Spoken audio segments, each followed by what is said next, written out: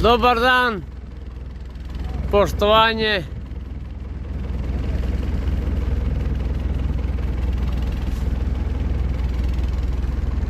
Evo ga,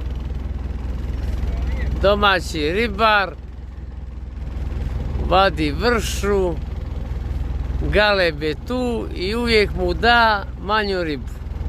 Evo to se traži da vidite gospodina sa galebom. Evo upravo mu je dao ded.